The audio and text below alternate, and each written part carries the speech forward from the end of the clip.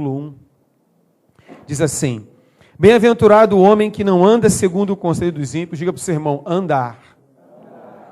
Nem se detém no caminho dos pecadores, diga para o seu irmão, parar. Nem se assenta na roda dos escarnecedores, diga, assentar. Antes tem seu prazer, pode botar mais no PA um pouquinho aí que eu estou meio...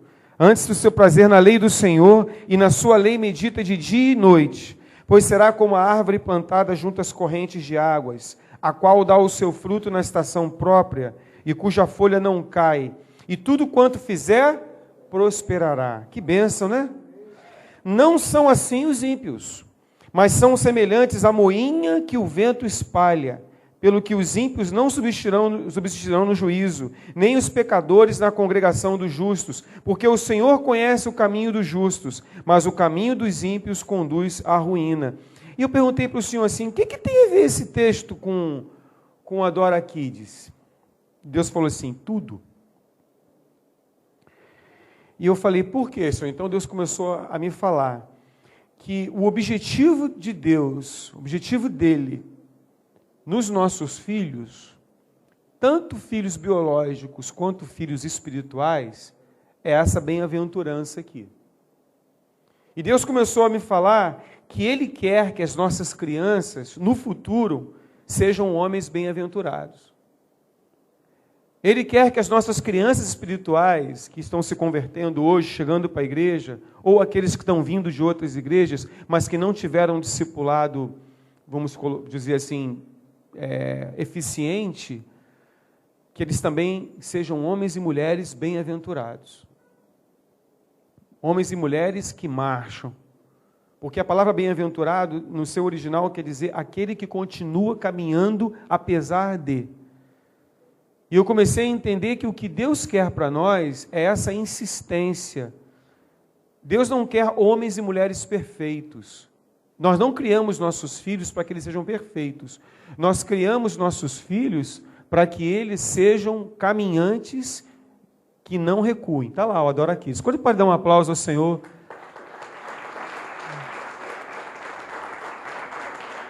Glória a Deus, né?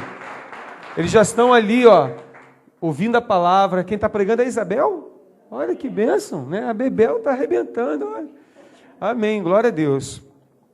Mas Deus, Ele quer que esses pequeninos que estão ali, sejam homens e mulheres que no futuro não recuem. Não é que eles vão ser pessoas perfeitas, mas vão ser pessoas que não vão parar de marchar. Porque esse é o segredo da bem-aventurança.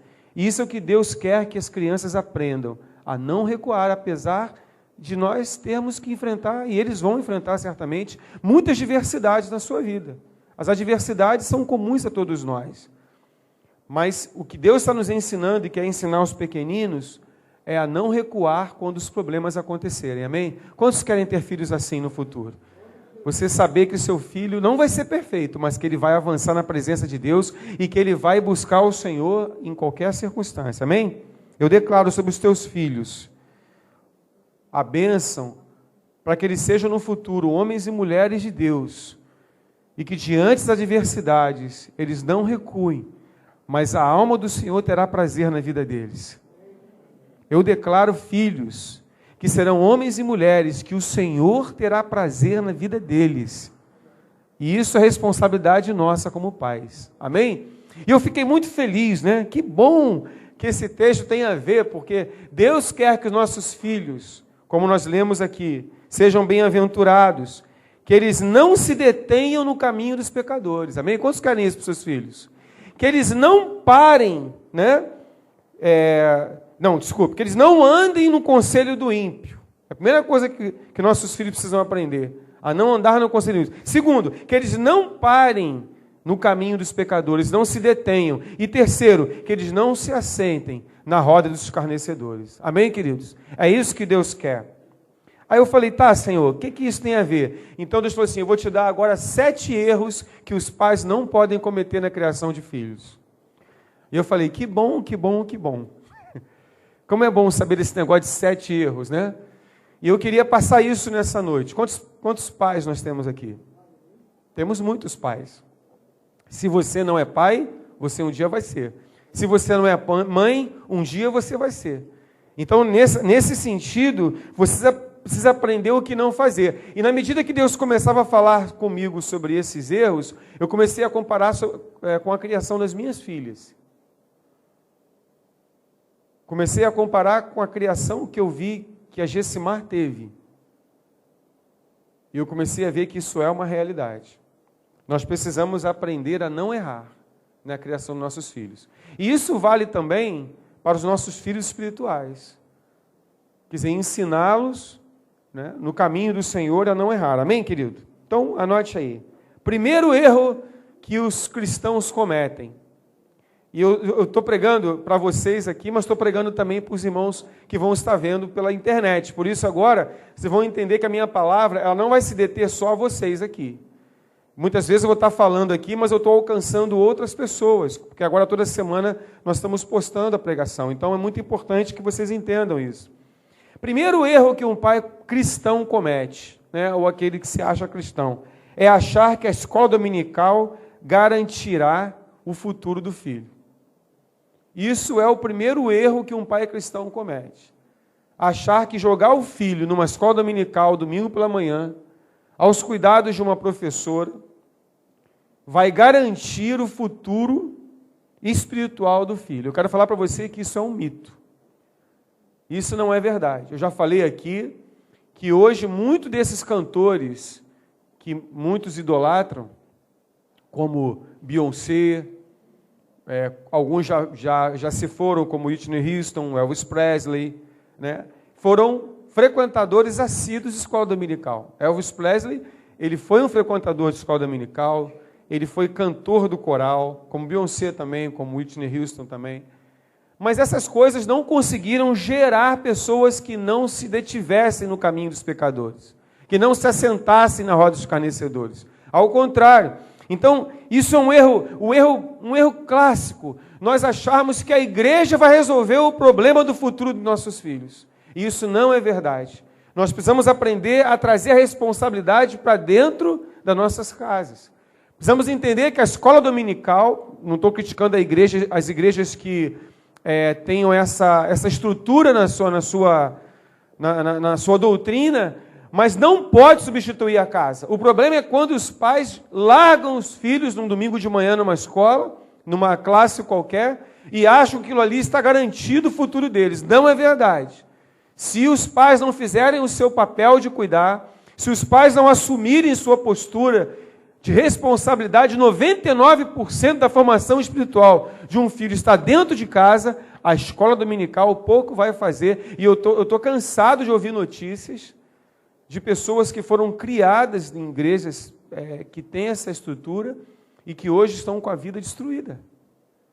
E eu pergunto para mim mesmo, onde estão os ensinamentos que foram durante domingo após domingo, culto após culto, semana após semana, anos, frequentando assiduamente aquela estrutura? O que aconteceu agora que aquela estrutura não gerou força e habilidade suficiente para que o mundo não prevalecesse sobre aquela pessoa.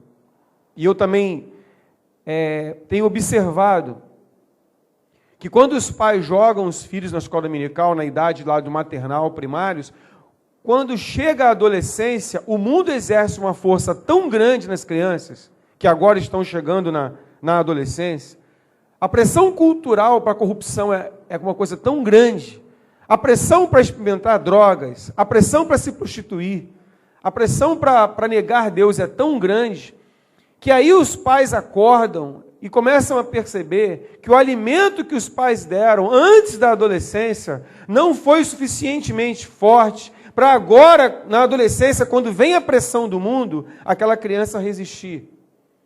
Então é muito importante você, pai, que tem um filho antes da adolescência, que tem um filho entrando na adolescência, que o momento é agora para você tomar cuidado com o que você faz. Porque quando chega na idade de 12, 13 anos, a pressão é muito grande. E nós temos que entender que se nós não consertarmos a coisa, não levarmos a sério lá na faixa de 3, 4, 5, 6, 7, 8 anos, você não vai conseguir reverter o quadro, a não ser por um milagre, uma intervenção de Deus, depois dos 12, 13. É muito difícil reestruturar, reinventar, reeducar, quando você percebe que 10 anos que você investiu nos seus filhos de forma errada. Infelizmente, quando os filhos entram na adolescência, é que os pais percebem que durante muito tempo eles investiram na vida espiritual dos filhos de forma errada. Mas aí o trabalho é enorme. E há muito trabalho para os pais, há muita tristeza, há muita decepção, há muito estresse. A igreja fica sobrecarregada, porque essa criança que não foi bem educada nos caminhos do Senhor, ela passa a ser um problema, passa a ser um adolescente problema na igreja. Entende o que eu estou falando? Então, aquela criança que não foi bem orientada, ela vai se tornar um peso enorme na igreja e na casa dos pais. E aí, se a igreja não tiver discipulado, um abraço. Porque se a igreja não tiver paternidade, você vai ver, com muita tristeza, o seu filho escorregando para o mundo, começando a ter a forma do mundo, a linguagem do mundo, usando as coisas que o mundo... E isso é muito triste. É muito triste ver um pai e uma mãe observar lentamente, progressivamente, o seu filho adolescente embarcando no mundo. O mundo entrando no coração dele. E o pai e a mãe aí nessa hora ficam assim, mas caramba, é berço evangélico, há 10 anos que ele está na escola dominical, há 10 anos que ele vai comigo à igreja, há 10 anos que... Então, onde eu errei? E essa frase, onde eu errei, é terrível, principalmente para quem tem filhos que nasceram no evangelho, porque é muito difícil nesse momento, concordam comigo? Então, o primeiro erro, não achem que uma escola dominical, não achem que entregar os cuidados, que seu filho está frequentando uma igreja, está acompanhando você num culto, que isso já é suficiente, que o futuro dele está garantido. Não está. O diabo está só esperando ele ter um pouquinho de entendimento, um pouquinho de orgulho, um pouquinho de reação rebelde, né? Porque todo adolescente tem um pouco de rebeldia, e isso é fisiológico, natural. Por que é fisiológico e natural? Porque a criança, quando entra na adolescência, ela ainda não tem certeza de quem ela é. Se ela é adulto, se ela é criança. E como ela tem essa inconstância, ela reage de forma agressiva, muitas vezes, para se impor, justamente por causa da fase de autoafirmação. E é nessa fase que ela está se impondo um pouco pela força, que vem o orgulho. E vindo o orgulho, é aquele momento onde ela chega mais tarde em casa só para dizer que pode, ela vai fumar só para dizer que pode, ela vai experimentar drogas só para dizer que pode, a menina, né, vai para o motel com o rapaz só para dizer que pode, que o corpo é dela, que ela faz o que ela quer. E é nessa hora que muitos pais observam que os filhos não têm estrutura nenhuma espiritual para confrontar a cultura do mundo. Essa cultura que anda por aí, esse sistema que anda por aí, que sabe o que eu estou falando. Amém? Erro número 2. Seu filho e sua filha começam a não se envolver com o mover de Deus. Você não presta atenção no seu filho nas reuniões, principalmente nas reuniões de mover profético. Quer dizer, numa reunião onde o Espírito Santo está movendo de forma tremenda, e você vê pessoas sendo batizadas no Espírito Santo, pessoas ativadas profeticamente, Deus começa a tocar no coração de algumas crianças naquela reunião, e você vê algumas crianças chorando, outras começam a profetizar, até mesmo há aquelas que falam em línguas. Então você começa a perceber que há um mover de Deus, mas você não consegue olhar seu filho e ver que ele está alheio a isso tudo. Então você não percebe que o seu filho, ele não está se envolvendo com o mover de Deus. Ele não está se envolvendo com a presença de Deus. Ele não está quebrantado como os outros estão, não está chorando como os outros estão, não está se enchendo do Espírito Santo como os outros estão. O seu filho estava lá, olhando para o teto, completamente alienado do que está acontecendo, mas você não levou isso a sério. Então o segundo erro é não levar a sério a alienação do seu filho. Porque essa alienação de Deus começa nesse momento. Ali você tem aquelas crianças que estão aqui do lado reunidas, que estão dentro da realidade delas, buscando o mover de Deus. E por que nós estamos focando isso? Porque elas não têm desculpa. Lá eles não podem dizer que os adultos estão sendo ministrados e ela não está numa ministração para crianças. Não, lá é tudo para eles. E o que nós estamos orando e buscando? Que eles tenham as mesmas experiências que nós temos aqui, respeitadas as diferenças da idade deles. Isto é, que eles adorem ao Senhor na presença de Deus, que eles profetizem, haja ativação profética, que eles preguem a palavra, que eles evangelizem, que eles saibam discernir um lugar onde tem e não tem a presença do Senhor.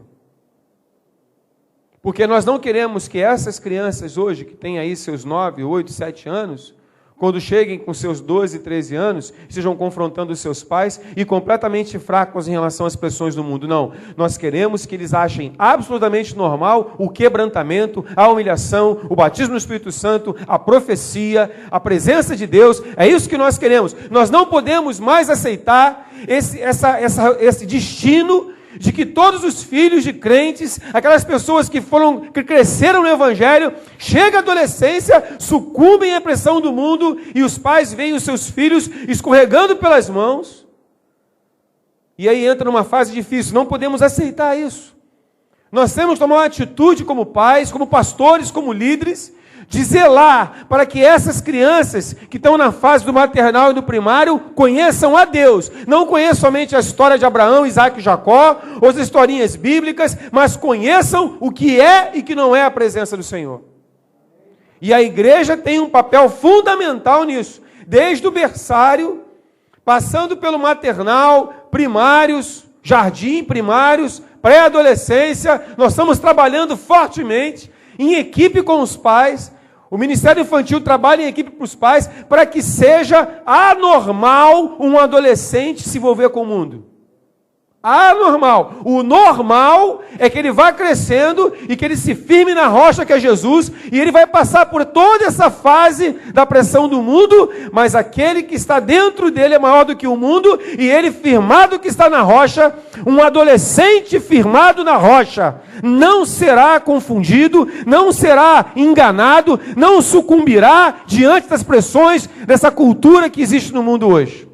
Então nós não vamos ver nossas meninas que hoje têm 7 anos, ao fazer 13, 14 anos, entregando sua virgindade a qualquer um. Não vamos ver isso. Não vamos ver nossos jovens rapazes com hoje 7, 8 anos, experimentando maconha, cocaína e crack, porque aquele que estará dentro dele é maior do que qualquer droga dessa aí.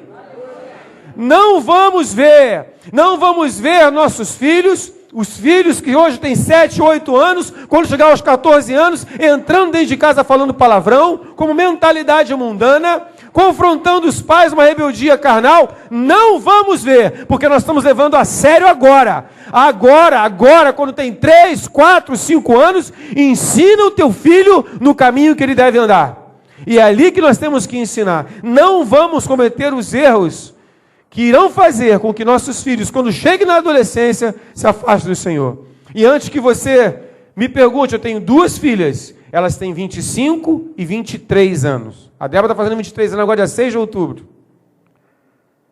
Então elas já passaram da adolescência, e eu vi o monstro do mundo se levantar na minha casa, como vai se levantar na casa de todos vocês. E você não sabe como esse monstro chamado cultura mundana, sistema de coisas que está por aí, cresce quando o seu filho é adolescente. Aí você vê o neném chorar e mamãe não vê. É muito difícil para os pais, e é nessa hora que nós temos que nos alegrar de ter criado nossos filhos no caminho do Senhor. quando nós percebemos, porque a coisa mais triste para um pai é ver que o mundo é mais forte que seu filho. Mas a maior alegria dos pais é verem que os seus filhos, firmados na rocha que é Jesus, são maiores do que o mundo. A coisa mais agradável é você ver que seu filho chega de um dia, seu filho adolescente, que eu digo, chega de um dia de estudo, de um trabalho e compartilha com você: pai, mãe, hoje eu peguei, me ofereceram, me colocaram na minha mão um cigarro de maconha. E a pergunta dos pais é: e aí? Como foi? E aí que eu disse para ele, aquele que me ofereceu a maconha, que eu sou templo do Espírito Santo. E se eu colocar essa porcaria para dentro de mim, eu estou profanando o templo do Espírito Santo. O pai levanta a mão e fala: Senhor, pode me levar. Amém, queridos? Você não gostaria de ouvir isso do seu filho? Você não gostaria de um dia seu filho entrar na sua casa e falar que alguém ofereceu um pacote de cocaína para ele? Um cigarro de maconha? Ou de que a sua filha naquele dia foi convidada para o rapaz que ela se apaixonou na escola, foi convidada para ir para um motel? E você ouvir da sua filha: estou decepcionada, pai, porque eu fiz planos de namorar, gostava, acabou, porque eu descobri que ele é um galinha. E serva de Deus não namora com galinha. Serva de Deus namora com águias do Senhor.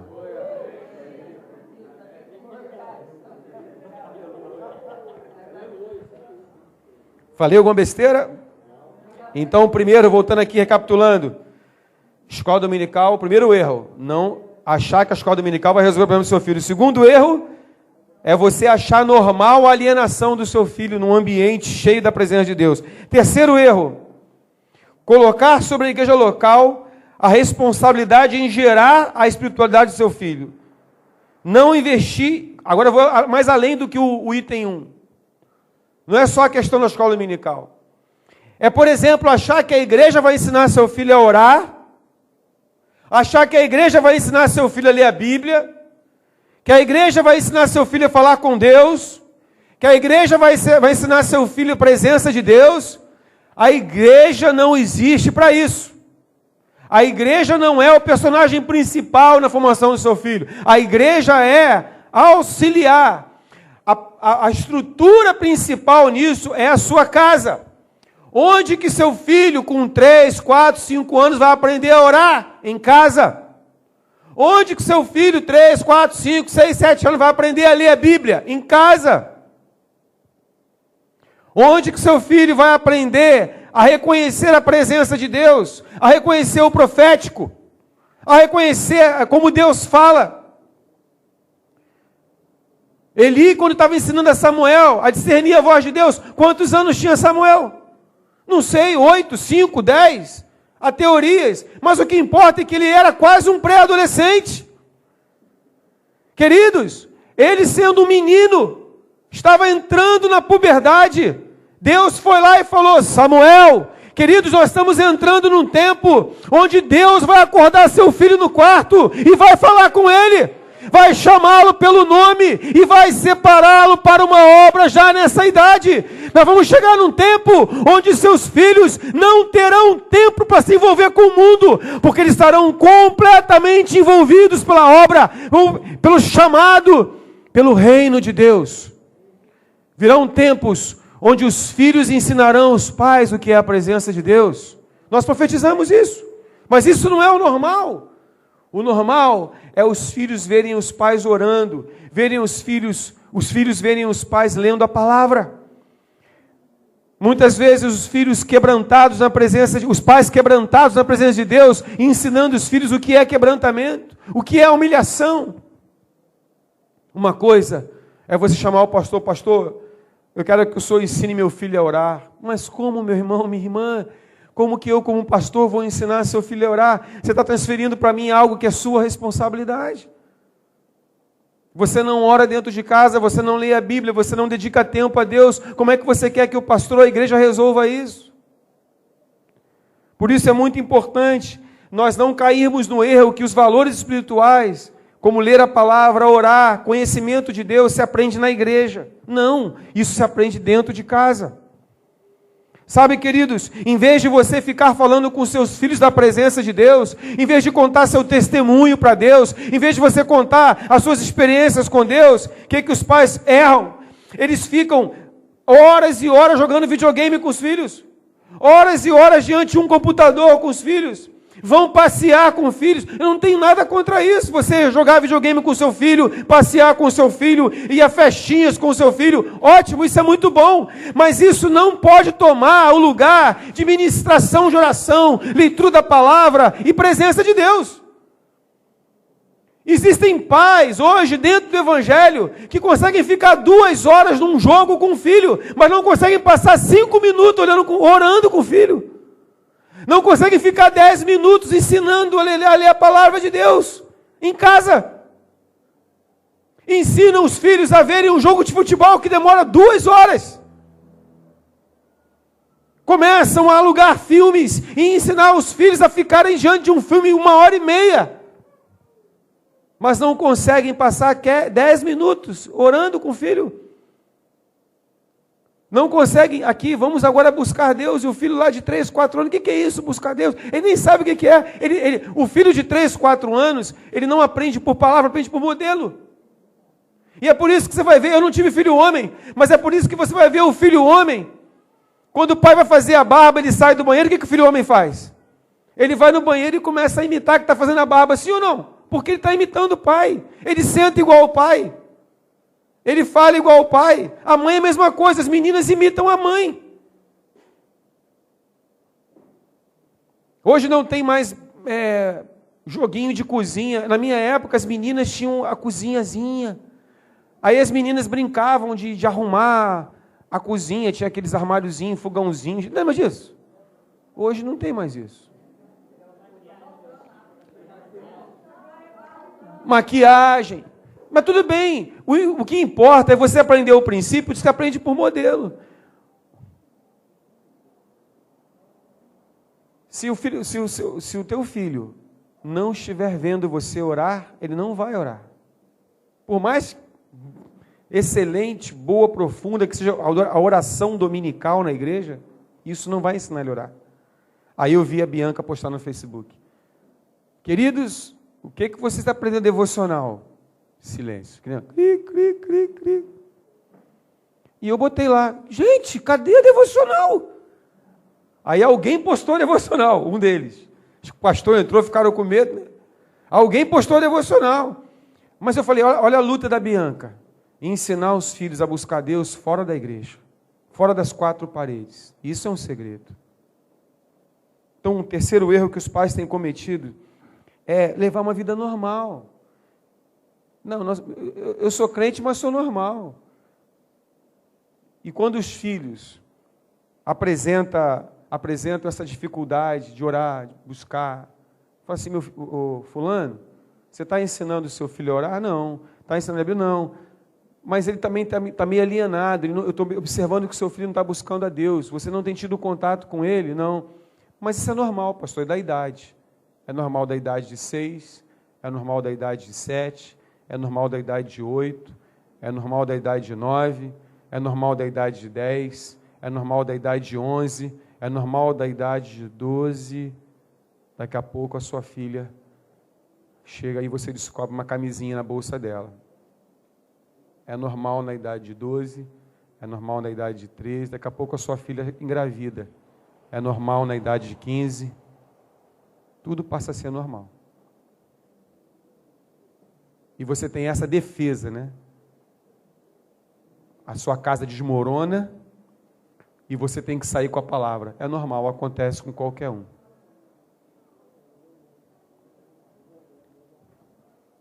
Quando o mundo entra na vida de um adolescente e você descobre que toda a criação foi errada, é muito complicado recriar aquilo ali. Refazer tudo. E aí muitos vêm para a comadre. E aí o que acontece? O que acontece? Onde foi o problema? Na paternidade. E o que a igreja está fazendo? A nossa igreja está fazendo? Paternidade. Aí tem que reinventar a paternidade. Aquilo que os pais falharam, a igreja entra corrigindo, para tentar salvar o futuro daquele adolescente. E olha, alguns nós conseguimos reverter, outros não conseguimos. E olha, mas independente se nós conseguimos ou não, olha, é um sacrifício. É muito complicado. Erro número 4. Bota assim, bloqueio do pastor. A paternidade, a sua paternidade, ou o pastor, ou quem quer que seja, um líder qualquer, viu o seu filho numa atitude errada. Seja na igreja, seja na casa, seja na comunhão, seja na rua. Então essa pessoa vai e confronta seu filho. Na autoridade espiritual que essa pessoa tem, ela faz um confronto. Já falei, às vezes esse confronto, ele é desequilibrado. Sim, é verdade. Quem confronta, é muito difícil você achar um ponto de equilíbrio no confronto. Às vezes o líder, ele precisa aprender a atingir o ponto de equilíbrio. Eu estou aprendendo isso até hoje. Essa questão do Rock in Rio mexeu muito comigo. E eu confrontei algumas coisas e algumas vezes eu fui desequilibrado nisso aí. Amém. Estou aprendendo a confrontar. Mas o que não pode acontecer, isso é o 4º erro, você bloquear essa autoridade. Muitos pais têm ciúmes porque alguém que não é pai e não é mãe foi lá e confrontou seu filho, o filho deles. Quem é essa pessoa para entrar na minha casa e confrontar meus filhos? Quem é essa pessoa que viu um erro do meu filho e foi lá e confrontou ele? Não pode fazer isso. Eu sou a autoridade. Então, quando um pastor ou paternidade identifica um problema no seu filho e confronta, você toma as dores do filho e impede o confronto. Você bloqueia. Muitas pessoas saem da igreja. Eu me lembro de um irmão que tinha 3 filhos. E esses filhos não eram moles. Para você ter uma ideia, eles vinham para a igreja subindo em marquise, poste. Eu não posso falar o nome, mas era assim. Hoje já são crescidos. Mas eles vinham, eles vinham pela marquise, gritando pela rua, era assim. E eles tinham um péssimo hábito de quando alguém estava falando, eles ficavam brincando paralelo, ficavam conversando. E um dia, já era pré-adolescente, nós estávamos numa reunião e esse garoto, esse rapaz, ele começou a brincar na hora da palavra. Não, foi uma reunião. Aí, eu confrontei ele, falei, olha só, se você quiser continuar falando, eu paro. Porque quando você está educando uma pessoa, você tem que ensinar bons modos. E uma pessoa com 10, 11 anos já pode ouvir isso. Olha só, se você quiser continuar falando, eu paro, você termina. Quando você terminar, eu continuo. Ok? Aí ele parou. Isso foi num domingo. No outro domingo, o pai estava aqui na igreja sozinho, comunicando o desligamento da igreja. Porque ele não admitia que alguém falasse com seu filho daquela maneira. E eu falei, tudo bem, é o direito seu. Mas não esqueça de que você pode estar postergando uma deficiência no seu filho. Se você entende que esse confronto foi algo que não deveria acontecer, vocês podem estar semeando, né, a perpetuação de um problema no seu filho. E até hoje, ele não voltou na igreja. Amém, queridos? Então, ele bloqueou a autoridade. Isso é um erro que se comete, porque as autoridades são levantadas, e se seu filho não respeita um pastor, ele não vai respeitar a professora, ele não vai respeitar um guarda de trânsito, ele não vai respeitar um juiz, um advogado, não vai respeitar. Ele precisa identificar as autoridades. E é importante que você, como pai, é claro que se houver um exagero, se você notar que aquele líder exagerou, amém, você tem todo o direito de criticar aquele líder e falar que ele poderia ter falado de uma outra maneira, mas jamais bloquear a posição da autoridade, porque aquilo é saudável para o seu filho. Então, quando você bloqueia uma autoridade sobre o seu filho, você está mimando um futuro delinquente. Eu vou repetir. Quando você bloqueia o confronto de um filho aos 7, 6, 8, 9, 10 anos, você está mimando o futuro delinquente. Porque o delinquente é aquele que não respeita ninguém. Agradeça a Deus de estar num lugar onde seu filho é confrontado. Agradeça a Deus de estar num lugar onde uma paternidade vem, seu filho não está orando, seu filho não está buscando a Deus, seu filho está alienado. Agradeça a Deus de alguém chegar a ver o seu filho numa atitude imprópria na rua e imediatamente ligar para você e falar, vi seu filho assim, assim, assim, isso é muito sério, tome providências. Agradeça a Deus. Amém, queridos? Erro número 5, não evangelizar os filhos. Filho de crente é incrédulo. Filho de peixe é peixinho, mas filho de crente é incrédulo. Um dos maiores erros que pode uma pessoa cometer, pais, é não evangelizarem seus filhos. Acharem que por ter nascido na igreja, por ter nascido dentro do evangelho, está no berço. Engraçado que os pais ensinam crianças a orar antes de conhecer Jesus Cristo. E o engraçado disso tudo, é até paradoxal, porque nós ensinamos nossos filhos a orar, por exemplo, desde os 3 anos. Compramos uma Bíblia infantil, com desenhozinhos. Verdade. Ensinamos a historinha de Adão, de Abraão, de Isaac, Jacó, Davi, Eliseu, Elias. E a criança vai crescendo com todo esse conhecimento. Mas isso não impede. Quando chega na idade da consciência, você tem que receber Jesus como Salvador e Senhor da sua vida. Aí ele vai ver que todo aquele conhecimento teórico que ele teve não adianta nada, se Jesus aqui não entrar no coração dele. Eu pergunto a você que tem filho pré-adolescente, você já pregou o evangelho para ele? Já perguntou se ele quer receber Jesus como Senhor e Salvador? Já falou sobre o plano de salvação para ele? Ele já declarou com a sua boca que reconhece o sacrifício na cruz e que quer se converter, quer entregar a sua vida a Jesus Cristo? Porque tem muitos pais que o tempo vai passando e não fazem isso. O filho precisa ser evangelizado, precisa ser discipulado. O problema que acontece é que para evangelizar dentro de casa é complicado. É mais fácil você evangelizar 1000 pessoas na rua do que evangelizar teus filhos. Sabe por quê? Porque para você evangelizar dentro de casa, você tem que ter testemunho. Porque os seus filhos sabem o que você fala e não vive. E quando você prega uma coisa que você não vive, a pessoa não acredita. E se tem uma classe de pessoas que costumam não acreditar naquilo que é pregado, é quando os pais abrem a boca, são os filhos. E se os pais não têm um testemunho, precisam se converter. É melhor que seu filho veja uma humilhação na sua vida, de você ter que assumir que você nem se converteu ainda, porque se você não tem testemunho, você não tem conversão. E se você não consegue pregar para os seus filhos porque você não tem testemunho, você precisa se converter. E eu quero falar para você, aqui hoje, pessoal que me assiste também, não tenha vergonha de chegar para um pastor e falar, olha, eu quero me converter. E o pastor pergunta, mas por que você frequenta a igreja desde pequenininho? Porque eu descobri na criação dos meus filhos que eu não tenho um testemunho para dar para eles. E se eu não tenho um testemunho, é porque o Espírito Santo não está movendo. E se o Espírito Santo não está movendo, é porque eu não sou convertido.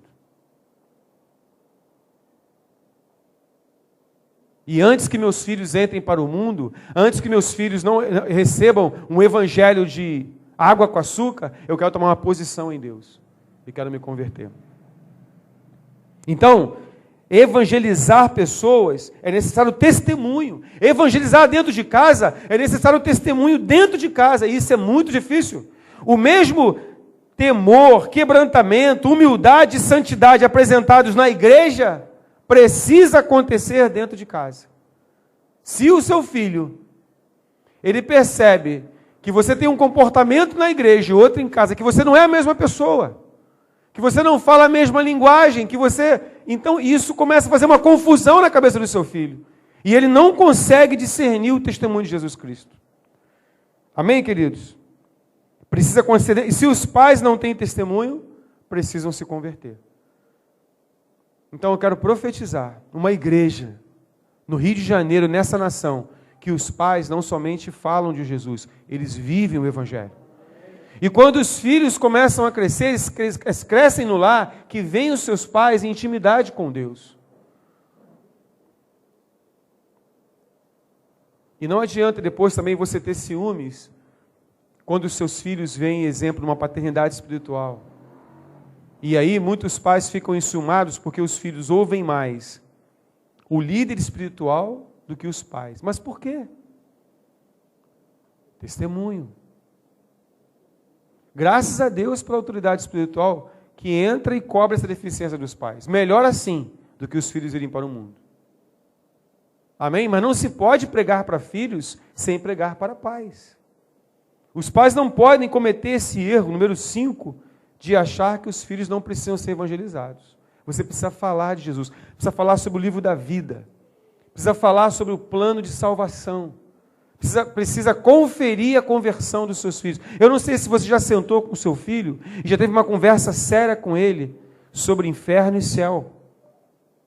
Principalmente quando o seu filho vai chegando à idade de 12 anos, saindo da pré-adolescência, começa a ter consciência das coisas, ele precisa saber do plano da salvação. Eu quero sugerir vocês, ao chegarem em casa, que confiram isso com os filhos. Você sabe o que é salvação? Você sabe o que Jesus veio? Mas pai, mãe, por que o senhor estava comentando? Não, porque eu quero saber se você recebeu Jesus em seu coração. Mas você está falando uma coisa, sabe que eu nunca fiz isso? Eu nunca parei para pensar nisso. Pois é, meu filho, por isso estou conversando. Porque um pastor pregou na igreja hoje, me chamou a atenção. Eu estou vendo você chegar aí com 12, 13 anos e eu percebi que eu nunca sentei contigo para perguntar se você é salvo. Que você é da igreja, eu sei. Que você frequenta a igreja desde nascido, foi apresentado na igreja, eu sei. Mas isso não te faz um crente, não te faz um cristão. Você precisa confessar.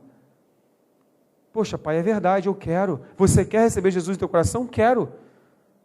Então vamos fazer essa oração agora. E tem coisa mais bonita do que uma conversão dentro de casa? Tem coisa mais bonita do que, por exemplo, esse sujeito aqui, um dia a Julinha falar para o Juarez, papai, eu quero me converter. E o Juarez vai dizer, vamos esperar o culto de domingo. Não!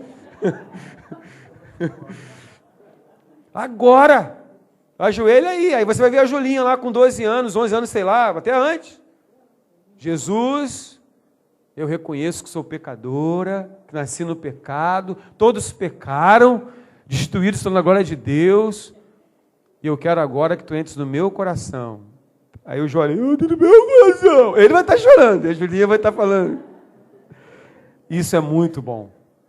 E eu quero profetizar que nós vamos ser uma igreja de pais, cujos filhos se converterão dentro de casa. Quantos recebem isso em nome de Jesus? Receba isso em nome de Jesus.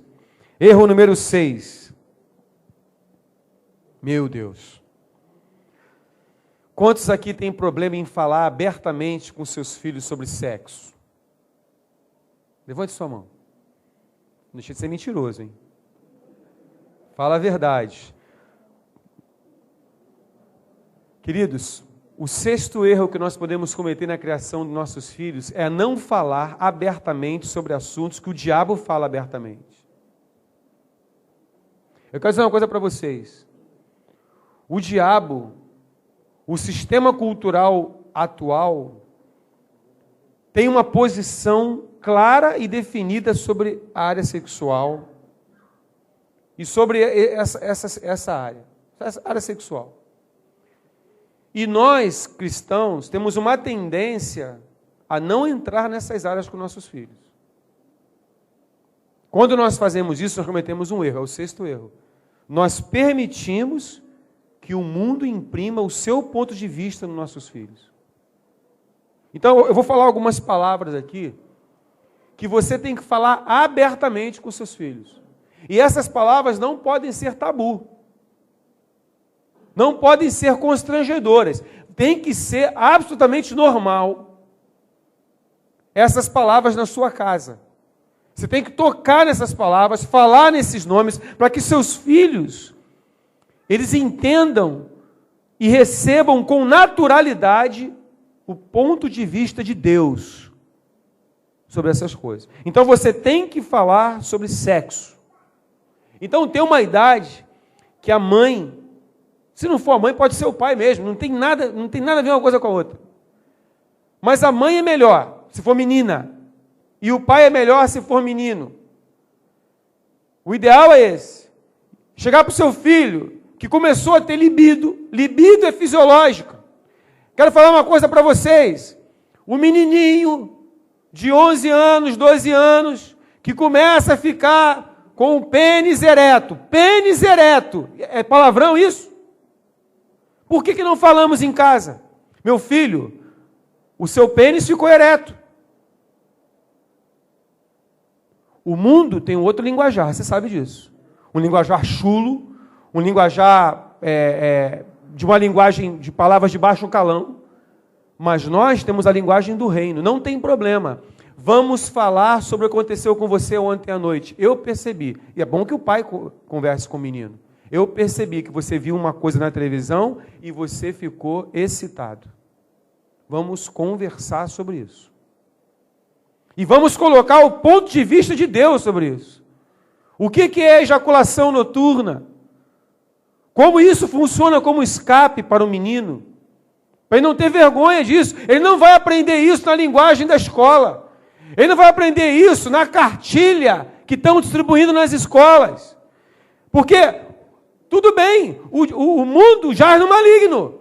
Não é nada anormal o diabo gerar uma cartilha segundo o ponto de vista dele. O mundo é dele. Agora, o que não é normal é nós, pais, cristãos, assistirmos de camarote e não fazermos nada.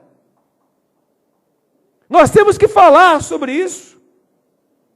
Temos que sentar com o nosso filho. As mães têm que sentar com as meninas para falar antes da menstruação o que é menstruação. Com 7 anos, 6 anos, tem que sentar com a menina e falar, vai acontecer isso com você um dia. Compra um livro cristãos que fala sobre hormônios, como é que se manifestam os hormônios, que tenham fotos, imagens, que ensinem. Ensina o teu filho, porque essa responsabilidade é tua. Os pais cristãos são muito preconceituosos com esse tipo de linguagem. O que é libido? O que é orgasmo? Muitas mulheres cristãs só vão saber que existe orgasmo ensinadas pelo marido que ela casou. Terrível isso. Já completamente bloqueadas emocionalmente. É complicado.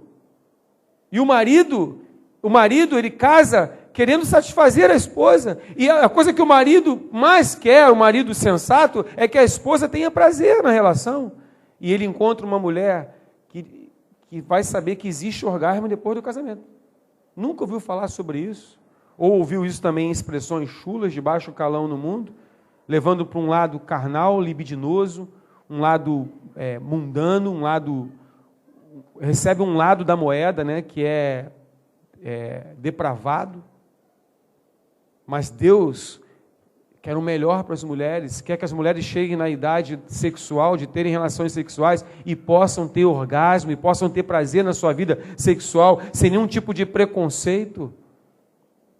E quem é que vai desconstruir o que o mundo constrói? Ou quem é que vai quebrar esse tabu? São as mães. Agora imagina, como é que a mãe vai ensinar orgasmo para uma filha se ela não tem? Então eu sei que está me vendo, muitas mulheres têm 30 anos de casado, nunca tiveram orgasmo, nunca tiveram coragem de compartilhar isso com um pastor, até porque em muitas igrejas a pastora não tem ministério, o ministério da esposa do pastor é a esposa de pastor. É fiscalizar a cantina, é fiscalizar a faxina, ver cesta básica na igreja. As mulheres, as esposas de pastores não entram como mães. E quando uma mulher tem 10 anos, 15 anos de casado e nunca experimentou orgasmo, ela tem que ter alguém para conversar sobre isso. E é nessa hora que tem que surgir os ministérios maternais. Porque se uma mulher vai compartilhar com um pastor masculino num gabinete esse assunto, isso é muito perigoso. Muitos pastores estão caindo na área sexual porque vão aconselhar irmãs nessas áreas íntimas. Quantas irmãs vão fazer um gabinete pastoral para confessar que os seus esposos não a buscam há 1 ano, ou que não a procuram sexualmente há 1 ano? O que uma irmã vai compartilhar com um homem, ainda que seja um pastor, esse assunto tão íntimo? Isso tem que ser compartilhado com uma mulher de autoridade, como uma pastora, como uma mãe espiritual, que possa tratar desse assunto sem nenhum tipo de reserva. O que acontece? Essa irmã, cujo marido, por exemplo, não a procura há um ano, não vou entrar aqui nos motivos, são motivos biológicos, emocionais, espirituais, não interessa. O fato é que muitas pessoas já não têm relação sexual há muito tempo. E o que acontece? Essa irmã entra num gabinete pastoral e abre o seu problema para o pastor e muitas vezes encontra um pastor na mesma situação. E às vezes um pastor novo, que está lá com seus hormônios todos batendo no teto, está lá sem relação sexual com a esposa, mas ele vai compartilhar com quem? Ele é o pastor. A igreja é pastoral, ele não tem pai, ele manda na igreja. Ele é o teto da igreja. Acima dele é Deus. E aí você junta a fome com a vontade de comer. O fogo encontra a lenha seca.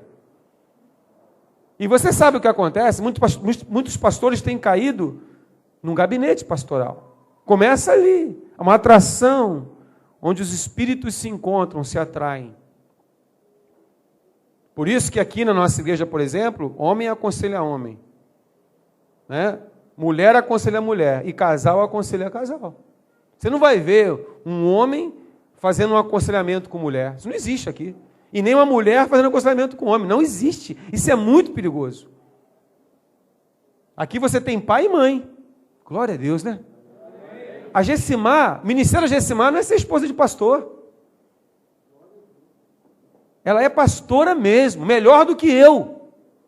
E ela é mãe espiritual mesmo. Eu não preciso me preocupar com as irmãs da igreja. Eu quero dizer para você, irmãs, o problema de vocês, compartilhe com a minha esposa. Ela é melhor do que eu. Não é problema meu. Agora, os problemas dos rapazes, dos homens, é comigo mesmo, a gente conversa.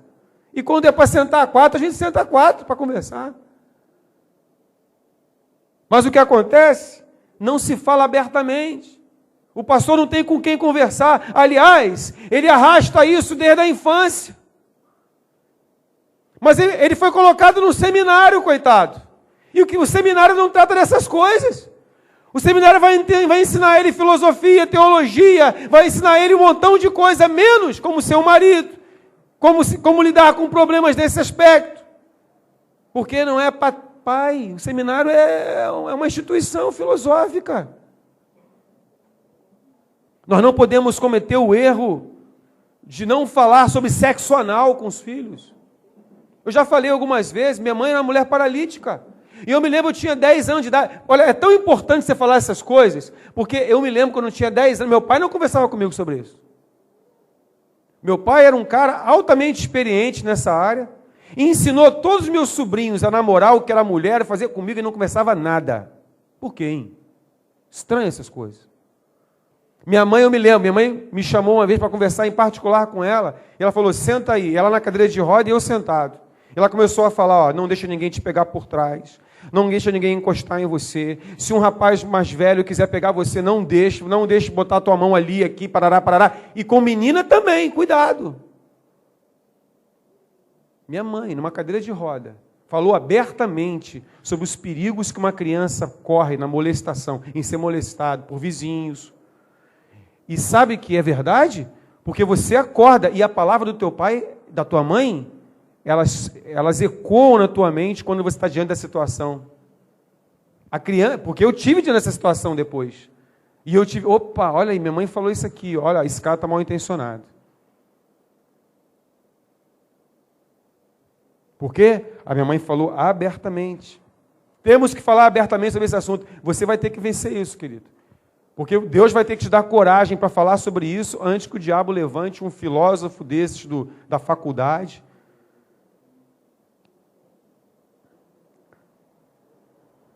Niilismo. Cara, não sei que demônio é esse, eu vou estudar sobre isso. Alguém sabe o que é niilismo? Niilismo é uma filosofia que é adotada, por exemplo, pela UERJ. Essa coisa de mundo liberal, anarquismo, eu vou estudar sobre isso, mas isso está muito em moda aqui no Rio de Janeiro. Eu falei, tinha que ser no Rio de Janeiro. Olha, mais uma coisa do Rio de Janeiro. O Rio de Janeiro dita as regras, cara.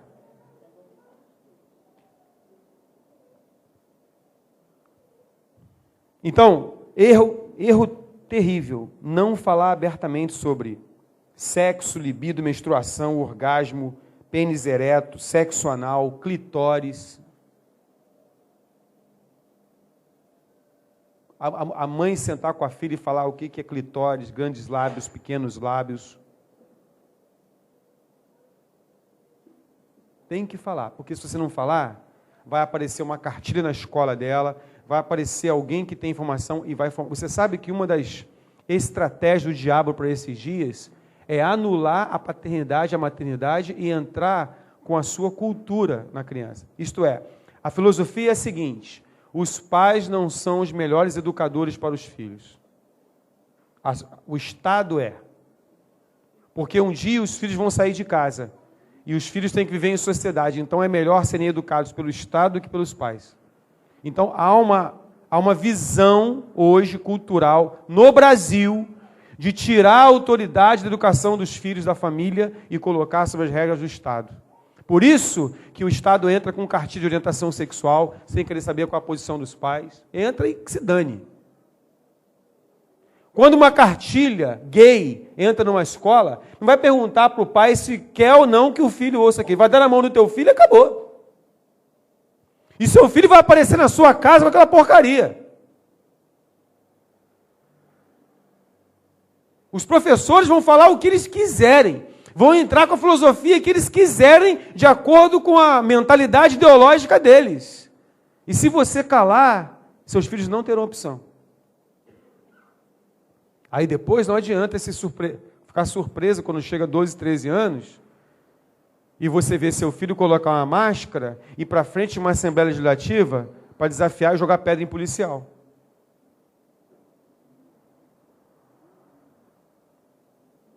Não se surpreenda se ver seu filho, por exemplo, numa marcha gay.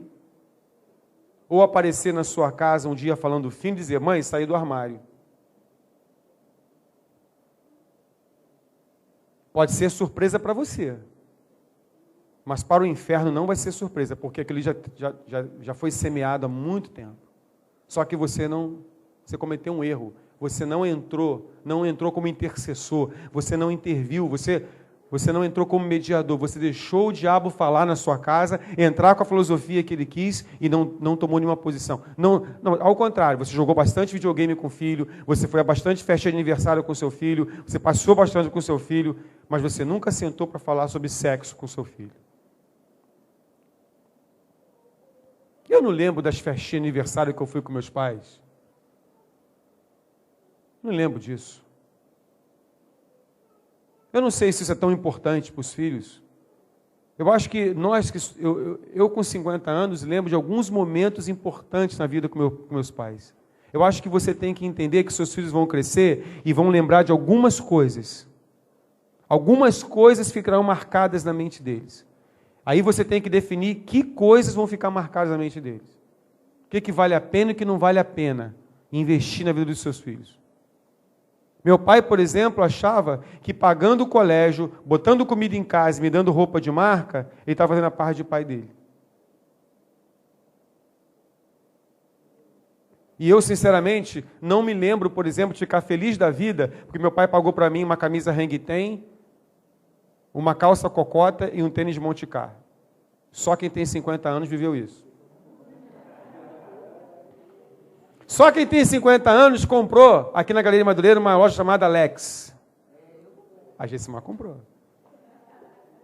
Alex, ela dava saída para as duas alas da galeria. Ali tinha camisa hang-ten, calça cocota e tênis Monte Carlo. Eu podia comprar essas coisas. Mas isso não é uma coisa que marcou minha vida.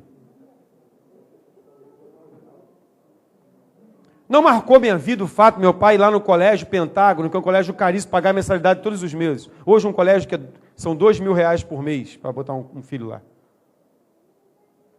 Isso não me... Eu não me lembro se meu pai passou necessidade para fazer isso, se eu valorizei isso. Eu achava isso absolutamente normal. Agora eu me lembro do dia em que meu pai estava na final de um campeonato de jiu-jitsu e que eu perdi a medalha de primeiro lugar na última luta. E a primeira pessoa que eu vi quando acabou a luta foi meu pai, me abraçou. E isso marcou minha vida. A presença do meu pai na adversidade.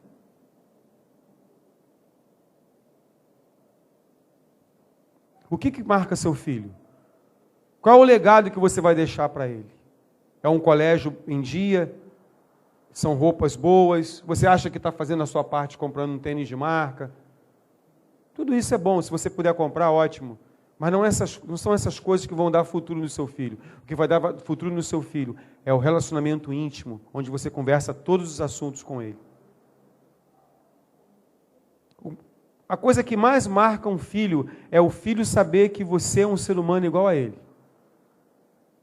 E que você passa, que ele é uma pessoa, o seu pai é uma pessoa que passa as mesmas lutas que você passa. Essa identificação não tem preço. Você precisa sentar com seu filho para conversar abertamente sobre o que o diabo tem falado aí fora. E falar com ele como você vive. E falar com o seu filho como Deus fala com você. E ministrar a vida dele. Amém, queridos? Falar sobre homossexualidade. Tem que falar sobre isso. Se você não falar, meu irmão, isso aí está em outdoor. Se você não falar que existe preto e branco, 50 tons de cinza vão entrar na vida do seu filho. Você tem que falar que só existe o preto e o branco. E ele vai acreditar em você. E quando os 50 tons de cinza aparecerem, fala, não, senhor, eu não acredito em cinza. Ou é luz ou é trevas. E eu sou luz, porque Deus está dentro de mim.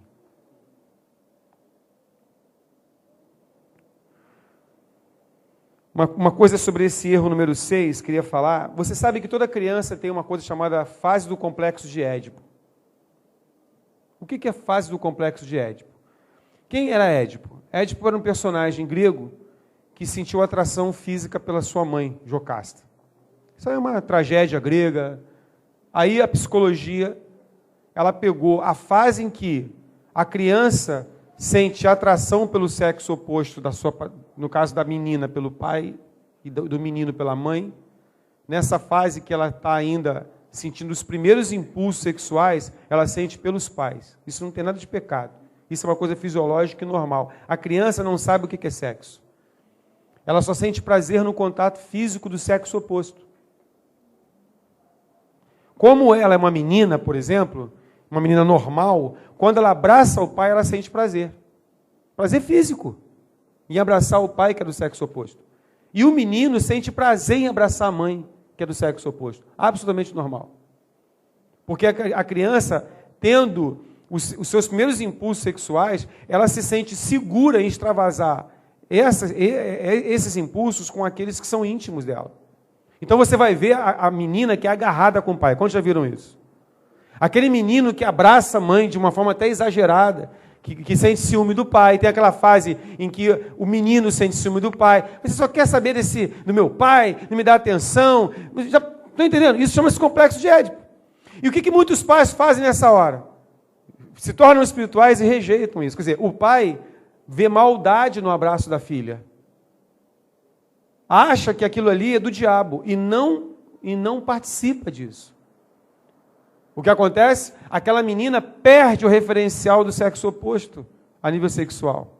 E ela, perdida, sem um referencial dentro de casa, ela vai buscar satisfazer essa necessidade de contato que todos nós temos até hoje, sermos abraçados, sim ou não? Só que a criança, ela tem os hormônios começando a aflorar, então ela sente um prazer em ser abraçada, é o primeiro impulso sexual. Ela não sabe discernir que é mãe, pai, que é isso, ela apenas sente um prazer imenso em ficar abraçada com o pai do sexo oposto, né? Ou a mãe ou o pai. E muitos pais, então, rejeitam. E nessa hora a criança fica sem referência. Quando uma criança fica sem referência, ela fica buscando essa referência. Aí vamos supor que essa menina que o pai rejeitou o abraço, ou que maldou o abraço, ou que viu maldade numa coisa que não tem maldade, encontre uma professora lésbica. Ou uma colega de colégio que seja homossexual. E essa menina, essa outra menina que é homossexual, vai oferecer esse contato físico. Então, essa menina que não teve o contato do sexo oposto em casa, ela vai ter uma experiência de satisfação de contato físico com o mesmo sexo. E aí começa a desenvolver o quê? A homossexualidade. Feminina, no caso. Porque quem satisfez a menina foi uma colega de escola. Foi a titia, que é sapatão. Foi a prima, que é lésbica. No caso do menino, que a mãe também rejeitou, que a mãe não abraçou, que a mãe não dormiu abraçadinha. Quantas mães já dormiram abraçadinha com o filho? Isso é muito importante. Vai ter uma hora que o filho vai agarrar você e ficar assim, eu não quero sair daqui, eu quero ficar com a minha mãe. E tal. Ele sente um prazer estar ali, que você não pode cortar isso, porque ele está desenvolvendo uma sexualidade sadia. E o marido, por favor, não vai ficar com ciúme, não. Vai chutar o menino. Está pensando o quê? Quer tomar meu lugar? Queridos, ao contrário, incentive isso. Promova o amor entre o filho e a mãe, o contato físico, o abraço saudável, porque o abraço da mãe no filho é saudável. O abraço do pai na filha é saudável, com exceção dos monstros endemoniados que existem por aí. Eu estou falando dessas exceções. Estou falando de uma sexualidade normal. Mas se você, mãe, não abraçar seu filho e ficar agarradinha com ele, alguém vai abraçá-lo. Vai que nessa carência de contato físico, ele seja abraçado por um tio, ou seja abraçado por um primo. E notem, a criança não tem maldade. Para ela, gente, olha que eu vou falar para vocês entendam isso. Um menino de 8 anos, ele não tem maldade de que um abraço é uma coisa. Ele não faz diferença entre um abraço e segurar no pênis do primo. Ele não vê maldade em segurar no pênis do primo. Então, se tiver um primo mais velho, maldoso, ele vai fazer isso, não vai ver maldade nisso. Só que ali vai estar desenvolvendo uma coisa errada. E não é só na homossexualidade, mas também na heterossexualidade, porque muitas mães que não abraçam os filhos, aparece também uma tia, ou aparece uma prima, que vai antecipar um amadurecimento sexual. Quer dizer, aquela criança que só era para ter a sua experiência sexual depois do casamento, ela vai ter uma experiência sexual com 10 anos, 11 anos, comprometendo completamente o desenvolvimento normal da sexualidade sadia de uma pessoa. Mas por que tudo isso? Porque você não foi pai, você não foi mãe, você não tomou o seu lugar, você não agiu, você não entrou como intercessor. Não estou falando intercessor a nível de oração, não. Estou falando que você não entrou no meio da situação. Você não interviu. Peraí. Por que meu filho está abraçando tanto o vizinho e não está me abraçando? Que chamego é esse? Nós temos que acordar para o fato antes que o leite entorne. Porque depois que o leite entornar, vai vir que homossexualidade é genético, aí vai vir toda uma enxurrada de teorias que para você mudar essa situação, haja poder, haja milagre, é uma situação muito complicada. E hoje o negócio está tão esquisito que depois que a homossexualidade, o comportamento homossexual se estabelece, você não pode nem mais talvez ir contra isso, senão você vai ser homofóbico. Isto é, caiu na armadilha, meu filho, vai ser difícil sair. Então alerta os pais, pelo amor de Deus, sejam íntimos dos seus filhos, conversem sobre esses assuntos, entrem com um ponto de vista bíblico, não tenham medo disso, e ensina o teu filho no caminho que ele deve andar. Entenderam o que é complexo de Édipo? Quando a menininha quiser abraçar o pai, está lá o Fernando. O Fernando tem 2 meninas. Ah, meu irmão, deixa abraçar. Mas curte o abraço. E faz cafuné. E se deita no colo. Tenha contato físico. Você vai estar semeando uma sexualidade saudável nos seus filhos. As mães, a mesma coisa com os filhos e assim por diante. O último erro, e talvez o mais importante. Você subestimou ou subestimar as amizades do seu filho. Seu filho vai fazendo... Seu filho hoje tem 7 anos, 6 anos. Ele não tem liberdade nenhuma. é da casa para o colégio, colégio para casa. Se ou não, 6 anos é assim. Sempre acompanhado. No máximo, deixa na escola, alguém, se tiver um transporte escolar, deixa na porta da sua casa. Mas daqui a pouco, 9 anos, e fala assim, eu vou brincar na casa do fulano. Começa essa história, né? Posso passar e estudar com fulano? Posso jogar bola? Posso ir ver um filme na casa da fulana? Posso ir assistir um filme com fulana? E nós achamos isso normal. Aí você fala assim, mas com quem é fulano? Pô, mas isso não tem nada a ver. Esse nada a ver é uma praga, cara. Cara, você não procurou saber com quem estava andando. Não conferiu a veracidade das informações de que horas, onde, com quem estava. Seu filho fala assim, vou para a casa da Aninha, vou ver o filme Titanic, vou chegar lá 2 horas e sair às 5. Legal. Isso foi filha com 12 anos. Telefone da fulaninha, endereço da fulaninha. Ok? Ok. Deu 2 horas, fulaninha.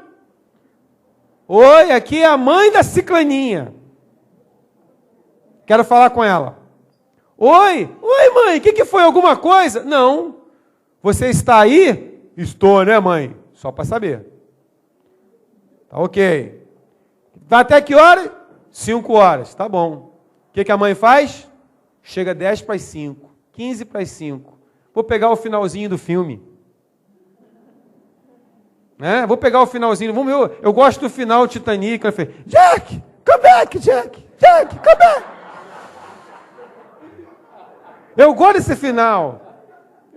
Porque, queridos, se ela mentiu, se ela não foi para a casa da fulaninha, se ela não está vendo o Titanic, antes que você afunde sua casa, você vai afundar o diabo na vida da tua filha. Amém, queridos? Celular não pode ligar de espécie alguma. Filho saiu, o celular ligado, e ele tem que atender antes do 3º toque. Se der mais de 3 toques, eu estou indo para o lugar para ver o que está acontecendo. Tem que ser assim. Por que demorou? Pressão, cara, tem que ter pressão. Você não pode subestimar as amizades do seu filho ou sua filha. Tem que saber com quem anda. Não, é proibido deixar de ter amizade? Claro que não, tem que deixar. Vai chegar uma hora que seu filho vai ter que passar a tarde com o coleguinha, mas tem que saber e tem que ensinar seu filho a falar a verdade. Porque a hora que ele mentir, ele vai ser disciplinado por isso e vai perder a liberdade. Você tem que ensinar seu filho. Meu pai falava assim, quem fala a verdade não merece castigo. O que você fez? Quebrei a vidraça, tomava ali uma surra, cara.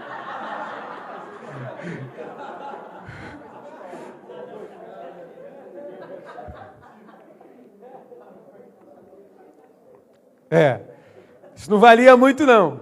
Mas graças a Deus pela surra que meu pai me deu. Eu aprendi a falar a verdade. E todas as vezes que eu queria mentir, eu não conseguia. Porque eu fui ensinado a falar a verdade. Você tem que ensinar seu filho a assumir. A pior coisa que tem é um homem que não assume o que faz. Um ser humano, seja homem ou mulher, que não assume o que faz. Sabe que na China, quando um assassino confessa um crime, dependendo, ele pode ser até liberto. Aqui é réu confesso. Caixão, meu filho. Já era. Porque a gente não ensina a pessoa a assumir. A gente ensina a pessoa a negar, a ser hipócrita. Nós temos que ensinar nossos filhos a falarem a verdade e a recompensá-los pela verdade e a disciplinar a mentira, seja ela qual for. E se seu filho não está falando a verdade com você, alguma coisa está errada. Sim ou não? Agora, querido, isso tudo começa lá para os 9, 10 anos. Quando tem 5, 6, é uma maravilha. Mas é aí que você tem que semear. Então, terminando, na minha opinião, esse é o erro pior. É você subestimar as amizades. Porque aí é que tudo começa. Olha, eu tenho conversado com os irmãos. Vou terminar agora. E eu tenho percebido uma coisa. Tudo que é desgraça, vou dizer 100%, não, mas 99% das desgraças que vêm sobre um ser humano começam com amizades erradas. Cara, olha o que eu estou falando para você. Se você não prestar atenção em com quem seu filho está andando, você está dando o primeiro passo para passar momentos terríveis na sua vida.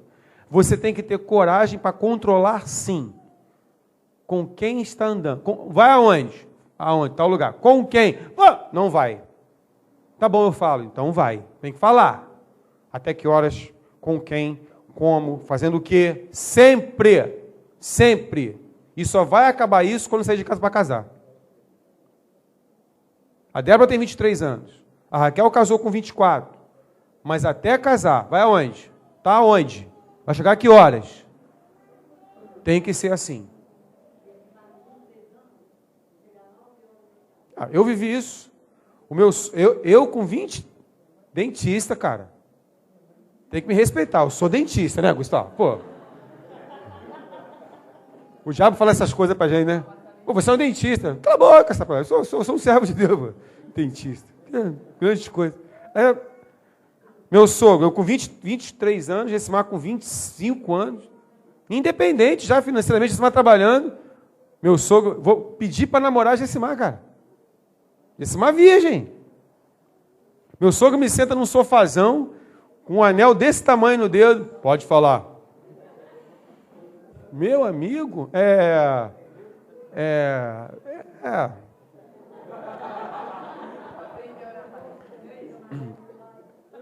Aí ele falou assim, 9 horas em casa. Vamos começar com 9 horas. Cara, Gessimar com 25 anos, com 23 anos, independente. 9 horas em casa. E quando a gente não conseguia chegar às 9 horas, naquela época não tinha celular. Você não podia falar assim, tô chegando aí, tô na porta, tô aqui embaixo, né? Hoje é assim, né? Antigamente você não tinha como avisar, a não ser que parasse no orelhão e ligasse. Mas aí, quando chegava atrasado, chegava depois do horário, tinha que dar uma explicação. Aconteceu, o filme terminou mais tarde. Eu me lembro de uma vez que nós fomos assistir um filme no cinema Baronesa. Eu não me lembro qual foi o filme até hoje, mas o filme estendeu o horário. E eu cheguei atrasado. E a gente falou, meu pai vai falar. Eu falei, antes que ele fale, eu falo. Então nós chegamos em casa e falamos, Roque, antes que o senhor fale alguma coisa, quero dizer que a sessão foi além do que nós esperávamos, eu estou errado. E tal. Aí, não, tá tudo bem. Porque se você falar que tá errado, tá tudo bem, né? Acabou. Tá tudo bem. Meu pai e decidiu tal. Se quisesse chegar 10, chegasse 10 e 5, na próxima vez é 9 horas. É verdade, ia descendo. Isso é uma boa estratégia, Isso é uma boa estratégia. Você marca o seu filho 10 horas. Chegou 10 e 5, tem que chegar 9 e meia na próxima. Marcou 9 e meia, chegou 15 para 10, 9 horas. Aí ele vai aprendendo a tomar jeito, entendeu? Aí, quando o Marcelo conheceu a Raquel, ele falou assim, essa que eu vou casar, porque essa é uma preciosidade. Claro. Tanto que na primeira vez, já que você começou a falar, eu tenho que falar. Já na primeira vez que eu conheci vai aprendendo aí. Primeira vez que eu conheci o Marcelo, eles foram a uma programação, negócio de moto aí, e a Raquel tinha hora para chegar em casa. E a Raquel atrasou. Quando ela chegou em casa atrasada, eu soltei os cachorros em cima dela e o Marcelo lá, coitado. Primeira vez foi na minha casa levar ela em casa. Primeiro, nós estamos esperando no portão. Ele, esperando no portão. Eu e Gessimar. Quando o Marcelo ia parando o carro, eu, Gessimar e Bradock. Quando o Marcelo ia parando o carro, e a Débora dormindo. Quando o Gessimar, quando o Marcelo ia parando o carro, que ele olhou pra gente, ele parou lá na frente o carro. Parou uns 30 metros de distância. Aí deixou a Raquel vir primeiro. Aí vem a Raquel. Aí eu falei, daqui a pouco vem ele, né, tudo. Eu falei, não fala nada. Falei assim, sinto muito ter conhecido você nesse momento, dessa maneira, mas eu não posso evitar. Sinto muito. Infelizmente, eu queria ter conhecido você de uma outra forma. Mas se tem que ser assim, vai ser assim. Para dentro, Raquel. Deus abençoe, Marcelo. E foi um problema sério naquele dia. O pau quebrou. Raquel ficou com raiva, chateada e tal. Você tem que ter paciência de confrontar e não se dobrar, não amarelar. Diga para o seu colega, não amarele. Porque tem muito pai que quando o filho fala assim, vou chamar a polícia, os vizinhos vão me ouvir, eu sou uma prisioneira. Você tem que saber que vai passar por isso, e nessa hora que se dane os vizinhos, que se dane o diabo, que se dane a vizinhança, você é responsável pelo seu filho, e você tem que ir até o final, porque lá na frente você vai responder. E nenhum vizinho hoje aparece para me elogiar que eu criei minha filha bem. Eles são só ouvintes, cara. Então, quando um vizinho estiver corrigindo o filho, deixa corrigir, não se meta nisso. Deixa ele corrigir. Amém, queridos? Hoje, a minha família é testemunho, mas eu tive que passar por isso. E você vai passar por isso. Agora, você não pode amarelar. Porque eu podia amarelar. O diabo fala assim, está pegando pesado, olha aí, está expulsando a filha de casa, não sei, e você, não, então eu tenho que mudar a minha estratégia. Tá bom, filhinha, faz o que você quer, papai ama você e tal. Pronto, jogou fora. Não pode, vai até o final. Pode chamar a polícia, pode me prender. E diante do delegado eu vou falar assim, estou aqui preso por amar minha filha. Pode me prender, mas eu vou continuar sendo o mesmo. Eu vou ser reincidente. Vou voltar aqui quantas vezes for necessário. Já comprei até roupa de presidiário. Amém, queridos? Então, com quem seu filho está andando? Amém, queridos? Então, não adianta nós colocarmos as crianças no Adora Kids lá. A igreja está fazendo a parte dela. Aquilo que a gente pode, uma vez por semana, nós estamos ministrando. A gente senta com os pais, os discipuladores, e mandam ver com os pais. Mas não adianta nada disso, se você não corrigir a sua criação com seus filhos. Amém, queridos? Vamos ficar de pé. Glória a Deus.